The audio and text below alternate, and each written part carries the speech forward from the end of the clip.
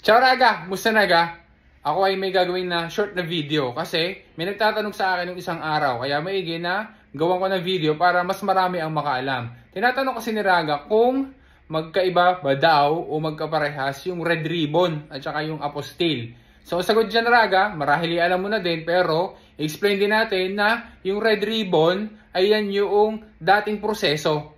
Okay? Para kapag ikaw ay kumuha ng halimbawa birth certificate o kaya naman ay ng marriage certificate, gagamitin mo sa ibang bansa, ipapa-red ribbon mo, dadalhin mo sa DFA. Kaya ang tawag doon ay red ribbon dahil yung dokumento, literal may nakalagay na red ribbon doon, yung pula na ribbon. Ngayon, yung pagpapa-red ribbon na yan ay obsolete na. Yan ay phase out na. Wala na yan. Okay? Ngayon, kapag kailangan mo ng dokumento na gagamitin mo sa ibang bansa, halimbawa, din sa Italia, gagamitin mo dito yung birth certificate o kaya naman ay marriage certificate or NBI clearance.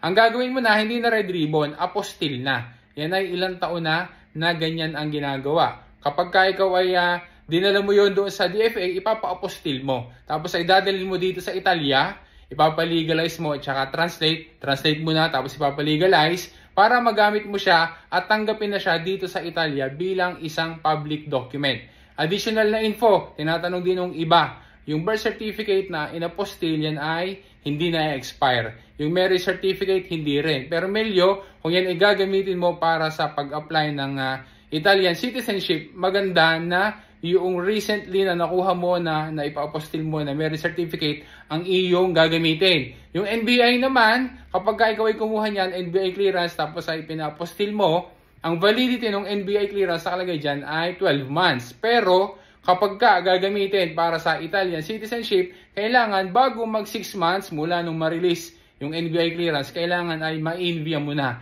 yung iyong dumanda para sa cittadinanza Italiana. Kasi kapag kayan ay umabot na 6 months or lumampas na 6 months, purtropo, kukuha ka ulit ng bagong NBI clearance tapos ipapa-apostille mo ulit. Ayun Raga, sana ay nakatulong sa iyo ang info ng short video na are. Sana ma-share mo rin sa iba para maging informed din sila. Maraming salamat sa panonood mo Raga. Ala proxima.